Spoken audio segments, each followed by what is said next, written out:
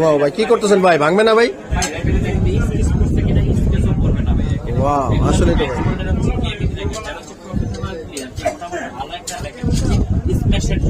তাদের জন্য হচ্ছে এই র্যাকেট গুলো ভাই, দিবেন একটা র্যাকেট 10 সিজন কিচ্ছু হবে না। নাম কি ভাই র্যাকেটের? ম্যাক্স বোল্টের ব্ল্যাক এন্ড হোয়াইট এডিশনের স্ক্যানার। ম্যাক্স বোল্টের ব্ল্যাক এন্ড হোয়াইট না?